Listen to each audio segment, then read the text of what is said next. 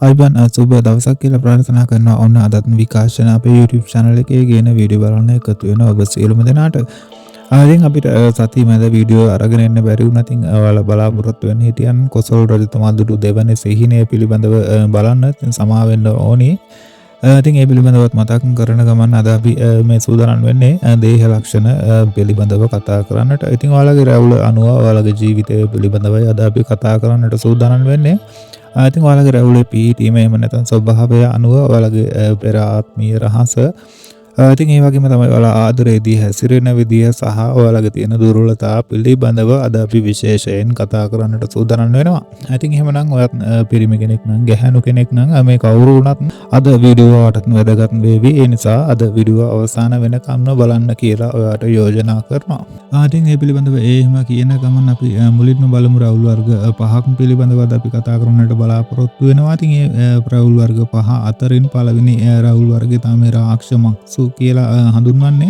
ඉතින් ඒ පිළිබඳව මුලින්ම දැන් කතා කරමු. ඉතින් කෙල්ලනේ ඔයාලගේ කොල්ලා මුළු මූණම වැහෙන්න කැලෑවක් වගේ ඝන රැවුලක් වවන කෙනෙක්ද? ඉතින් එහෙමත් නැත්නම් කොල්ලනේ ඔයාගේ රැවුලක් මූණ පුරා ඝනකමට වැවෙනවද? ඉතින් එහෙමනම් මෙන්න මේ කොටස අන්තිම වෙනකම් අහන්න. මොකද මේ වගේ රැවුලක් තියෙන අය ගැන පුරාණයේ තිබුණු විශ්වාසයක් අද මම ඔයාලට කියන්න යනවා. ඉතින් අන්තිමට කියන දුර්වලතාවය අහුවොත් ඔයාලට ගොඩක් පුදුම හිතෙයි.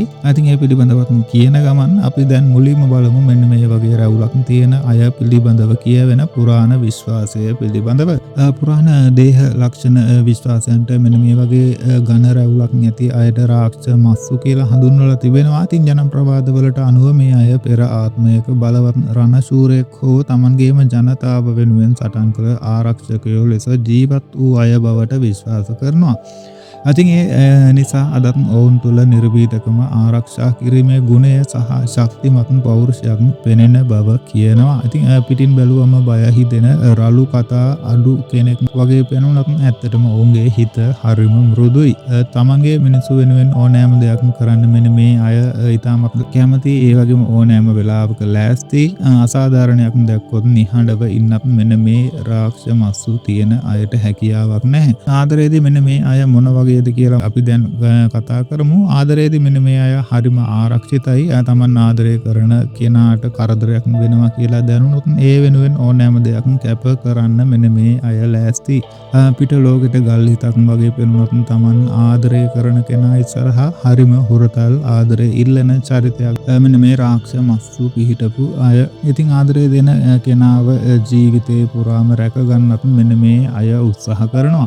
ඉතින් මෙන්න මේයාගේ දුර්වලතා පිළිබඳව දැන් චුට්ටක් කතා කරමු. හැබැයි මේ අයට තියෙන ලොකුම දුර්වලතාවය තමයි තරහ ගියාම එන හැඟීම් පාලනය කරගන්න අමාරු වීම. ඒ වගේම මිනිසුන්ව ඉක්මනින්ම විශ්වාස කරන නිසා ජීවිතේදී රැවටීම් වලට මුහුණ දෙන්නත් සිද්ධ වෙන්න පුළුවන්.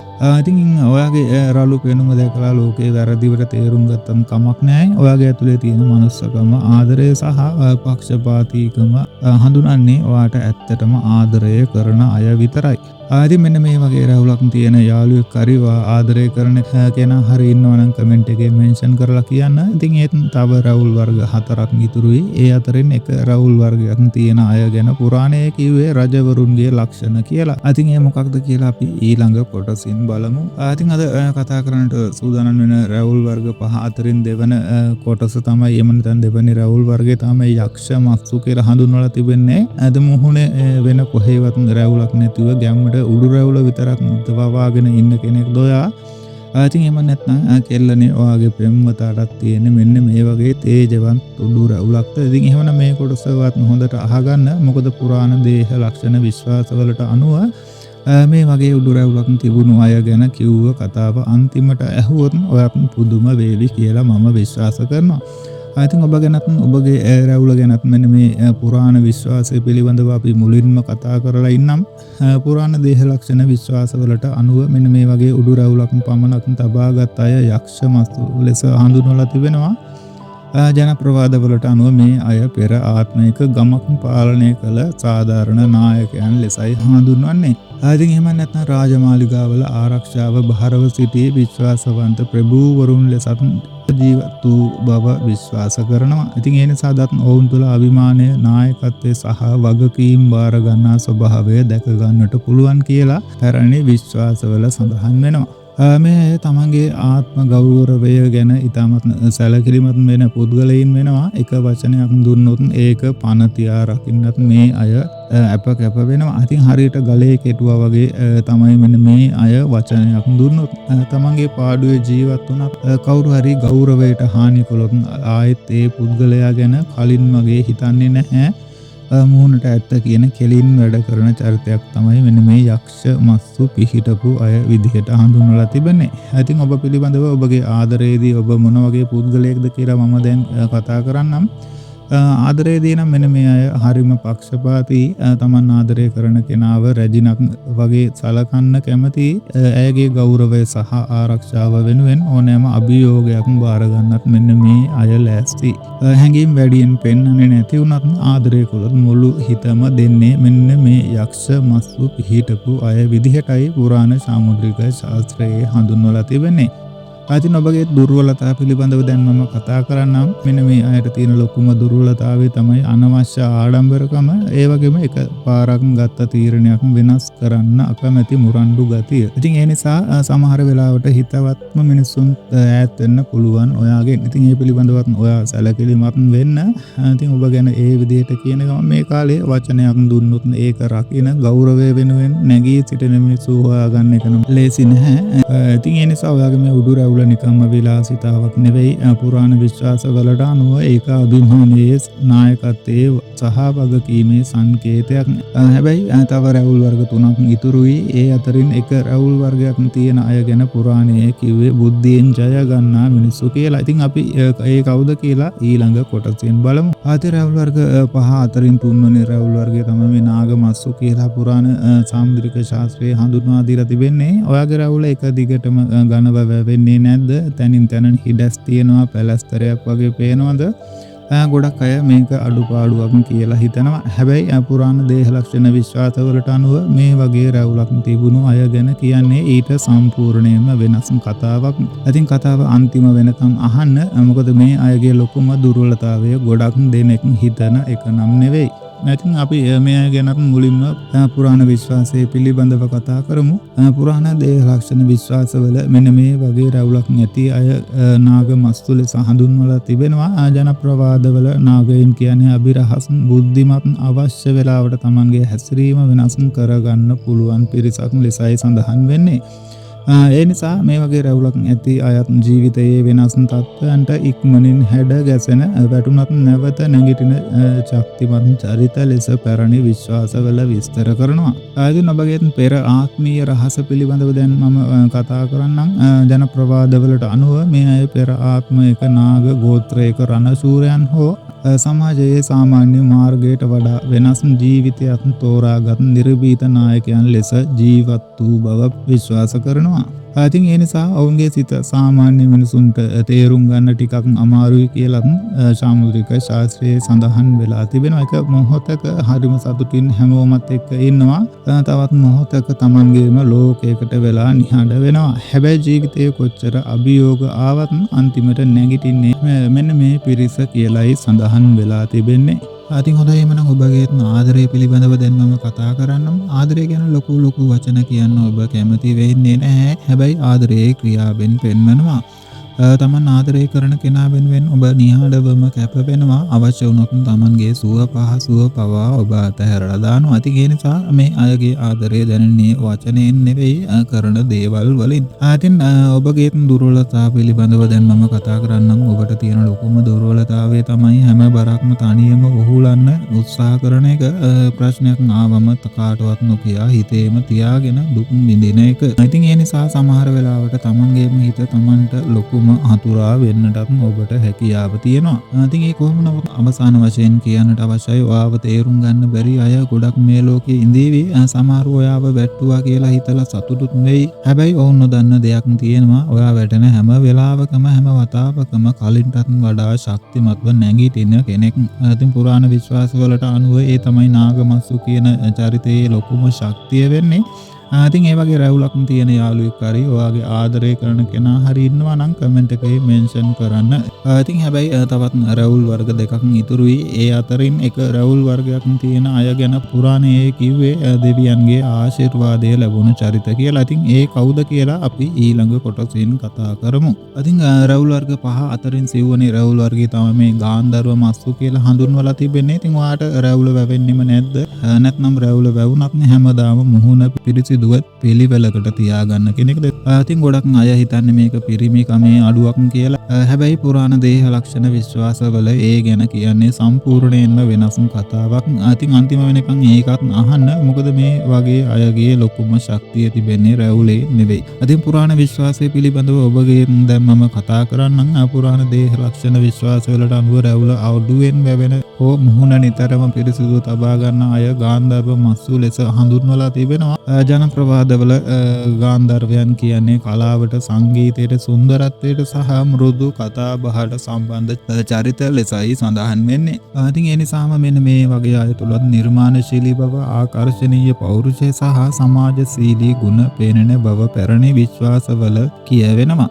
ඉතින් ඔබගේ පෙර ආත්මීය රහස පිළිබඳව දැන් මම කතා කරන්නම්. ජනප්‍රවාදවලට අනුව මේ අය පෙර ආත්මයක රජමාලිකාවක කවියන්, සංගීතවේදීන් නැත්නම් රාජ සභාවේ ගෞරවයට පාත්‍ර වූ කලාකරුවන් ලෙස ජීවත් වූ බව විශ්වාස කරනවා. ඉතින් ඒ නිසා අදත් ඔවුන්ගේ කතා බහ, සිනාව සහ හැසිරීම නිසා මිනිසුන්ගේ අවධානය ඉක්මනින් දිනා ගන්න පුළුවන් කියලා කියවෙනවා. ඉතින් මේ අයට පෞරුෂය වෙනවන රැවුලක් අවශ්‍ය නැහැ. පිළිවෙල, ආත්ම විශ්වාසය සහ ගෞරවනීය හැසිරීම තමයි Tamanගේ ලොකුම ආකර්ෂණය වෙන්නේ. ඉතින් ඔබත් ආදරයේදී මොන වගේ කෙනෙක්ද කියලා මම දැන් කතා කරන්නම්. ආදරයේදී මේ අය හරිම හැඟීම්බරයි. Taman ආදරය කරන කෙනාගේ හිත තේරුම් ගන්න උත්සාහ කරනවා. හැම වෙලාවකම ආදරය ලැබුණොත් ඒ වෙනුවෙන් කැප වෙන්නත්, ඒ සම්බන්ධය ලස්සනට රැක ගන්නත් මෙන්න මේ අය ඉතාමත් කැමති අය විදියටයි හඳුන්වලා තිබෙන්නේ. ඉතින් ඔබගේ දුර්වලතා පිළිබඳව මම දැන් කියන්නම්. මේ අයට තියෙන ලොකුම දුර්වලතාවය තමයි හදවත ඉතාමත් මෘදු වීම. ඉතින් ඒ නිසා පොඩි වචනයකින් උනත් හිත රිදෙනවා. ඒ වගේම පිටින් හොඳට පේන මිනිසුන්ව ඉක්මනින් විශ්වාස කරන නිසා සමහර වෙලාවට රැවටීම් වලට මුහුණ දෙන්නත් ඔබට සිදු වෙන්නට පුළුවන්. ඉතින් ඒ කොහොම නමුත් පිරිමිකම තීරණය වෙන්නේ රැවුලෙන් නෙවෙයි. ඒක තීරණය වෙන්නේ චරිතයෙන්, බුද්ධියෙන් සහ අනිත් අයට සලකන විදියෙන්. පුරාණ විශ්වාසවලට අනුව ගාන්ධර්ව මස්සු කියන්නේ ඒ ගුණාංග වලින් කැපී පෙනෙන චරිතයක්. ඉතින් මේ වගේ මුහුණ නිතරම පිරිසිදුව තියාගන්න යාළුවෙක් හරි ඔයාගේ ආදරය කරන කෙනා හරි ඉන්නවා නම් ඔයාත් කමෙන්ට් එකේ මෙන්ෂන් කරන්න. හැබැයි දැන් ඉතිරි වෙලා තියෙන්නේ අන්තිම රැවුල් වර්ගයේ විතරයි. ඉතින් ඒ රැවුල් වර්ගයේ තිබුණු අය ගැන පුරාණයේ කිව්වේ දුර්ලභ චරිතයක් කියලා. ඉතින් අපි ඒ පිළිබඳවත් දැන් කතා කරමු. ඉතින් අවසාන වශයෙන් අද කතා කරන්න තියෙන ඍෂි මස්සු පිළිබඳව. මුහුණේ වෙන කොහේවත් රැවුල නැතිව නිකටේ කටවටේට විතරක් රැවුල වැවෙන වෙනස්ම රටාවක් භාවිතා කරන කෙනෙක් ඔයා. ඉතින් එහෙමනම් මෙන්න මේ කොටස ඔයා හොඳින්ම අහගන්න. මොකද පුරාණ දේහ ලක්ෂණ විශ්වාසවල මෙන්න මේ වගේ රැවුල් රටාවක් තිබුණු අය ගැන කියන්නේ සාමාන්‍ය චරිතයක් ගැන නම් නෙවෙයි. මේ අයගේ ලොකුම ශක්තිය තියෙන්නේ පෙනුමේ නෙවෙයි ඔවුන්ගේ සිතුවිලි තුලයි. ඉතින් ඔබගේ පුරාණ විශ්වාසය පිළිබඳව දැන් මම කතා කරන්නම්. පුරාණ දේහ ලක්ෂණ විශ්වාසවල නිකටේ පමණක් රැවුල වැපුණු අය ඍෂි මස්සු ලෙස හඳුන්වලා තිබෙනවා. ජනප්‍රවාදවල ඍෂිවරු කියන්නේ ගැඹුරුම දැනුම, බුද්ධිය සහ අවබෝධය සොයා ගිය ප්‍රඥයන් ලෙසයි හඳුන්වන්නේ. ඉතින් ඒ නිසා මේ වගේ රැවුල් රටාවක් නැති අය තුලත් ගැඹුරින් සිතන හැකියාව, නිරීක්ෂණ ශක්තිය සහ වෙනස් ආකාරයකින් දේවල් බලන ගුණයක් නැති බව පැරණි විශ්වාසවල කියවෙනවා. ඉතින් ඔබගේ පෙර ආත්මීය රහස පිළිබඳව මම දැන් කියන්නම්. ජනප්‍රවාදවලට අනුව මේ අය පෙර ආත්මයක දැනුම සොයා ගිය වෙදදුරන්, රහස් දැනුම් සොයා ගිය ගවේෂකයන් හෝ රජවරුන්ට උපදෙස් දුන් ප්‍රඥාවන්තයන් ලෙස ජීවත් වූ බව විශ්වාස කරනවා. ඉතින් ඒ නිසා අදත් ඔවුන්ට අනිත් අයට නොපෙනෙන පැතිකඩ දැකීමේ හැකියාවන් ඇති බව කියවෙනවා. ඉතින් ඔබගේ චරිතය මොන වගේද කියලා මම දැන් කතා කරන්නම්. ඔබ හැමදේම දිහා බලන්නේ වෙනස්ම කෝණයකින්. ගොඩක් දේවල් කතා නොකලත් නිහඬවම ඔබ නිරීක්ෂණය කරනවා. යාළුවෝ ගොඩක් හිටියත් Tamanගේ ඇත්තම රහස් හැමෝටම කියන්න යන්නේ නැහැ. විශ්වාස කරන කෙනෙක්ට විතරයි Tamanගේ ඇතුළත ලෝකය ඔබ විවෘත කරන්නේ. වාදයකදී වුණත් හැඟීම් වලින් නෙවෙයි ඔබ තර්කයෙන් ජය ගන්න උත්සාහ කරන චරිතයක්. ඉතින් ඔබ ආදරයේදී මොන වගේද කියලා මම දැන් කතා කරන්නම්. ආදරයේදී මේ අය පෙනුමට වඩා බලන්නේ ගති ගුණ සහ සිතුවිලි. තමන්ගේ සහකාරියගේ හිත තේරුම් ගන්න උත්සාහ කරනවා. ඔබ නිතරම බොරුව සහ වංචාව ඉක්මනින් හඳුනා ගන්නත් උත්සාහ කරන නිසා ආදරයේදී ඉතාමත් සැලකිලිමත් ලෙස ඔබ තීරණ ගන්න බව මතක් කරන්නට පුළුවන්. ඉතින් ඔබගේ දුර්වලතා පිළිබඳව මම දැන් කියන්නම්. ඔබට තියෙන ලොකුම දුර්වලතාවය තමයි හැමදේම ඕනවට වඩා හිතන්න යන එක. කුඩා දෙයක් ගැනත් ගැඹුරින් සිතන නිසා සමහර වෙලාවට තමන්ගේම මනස ඔබ විසින්ම වෙහෙසට පත් කරගන්නවා. ඒ වගේම අනිත් අයව ඉක්මනින්ම විශ්වාස නොකරන එක නිසා සමහර හොඳ සම්බන්ධතා දුරස් කරගන්නත් ඔබට සිද්ධ වෙන්නට පුළුවන්. ඉතින් ඔබටත් අවසාන වශයෙන් දැන් මට කියන්න තියෙන්නේ වගේ ලොකුම ආයුධය තියෙන්නේ පිට පෙනුමේ නෙවෙයි. ඒ තියෙන්නේ ඔයාගේ සිතුවිලි තුළ. ජීවිතේ කොච්චර අභියෝග ආවත් බුද්ධියෙන් සහ නිවැරදි තීරණ වලින් ඉදිරියට යන්න පුළුවන් ශක්තිය ඔයා තුළ නිතැතින්ම තිබෙනවා. අති පුරාණ විශ්වාසවලට අනුව තමයි ඍෂිමස්සු කියන චරිතයේ විශේෂත්වය ඒ විදිහට කියන්නේ. ඉතින් මෙන්න මේ වගේ විදිහට රැවුල් වර්ග 5ක අභිරහස් කතාව මම අදට අවසන් කරනවා. ඉතින් ඒ කොහොම නමුත් ඔයා වීඩියෝ අවසානයේ දක්වාම බලපු කෙනෙක් නම් ඉතින් මේ පිළිබඳව තව දුරටත් දීර්ඝව විස්තර ඔයාලා දැනගන්නට අවශ්‍යයි නම් අනිවාර්යෙන් කමෙන්ට් එකක් දාන්න. ඒ පිළිබඳව අපි වෙනත් දවසක ආයෙත් කතා කරන්නට බලාපොරොත්තු වෙනවා. ඉතින් ඔයාලට තියෙන්නේ මෙන්න මේ රැවුල් වර්ග 5න් කොමන රටාවක්ද කියලා කමෙන්ට් එකක් දාන්න. ඒ වගේම වීඩියෝ හොඳයි නම් ලයික් එකකුත් දාන්න. ඉතින් මේ වගේ අභිරහස් දේ ලක්ෂණ පුරාණ විශ්වාස සහ ජීවිත රහස් ගැන තවත් කතා අහන්න අපේ channel එක එකතු වෙලා ඉන්න දිගටම channel එකත් subscribe කරලා bell icon එකත් download කරගන්න. එහෙමනම් අදට ගිහිල්ලා එන්නම්. මෙතෙක් වෙලා රැඳිලා හිටිය ඔබ සියලුම දෙනාට තෙරුවන් සරණයි ජේසු පිහිටයි කියලා ආයෙත් ප්‍රාර්ථනා කරනවා.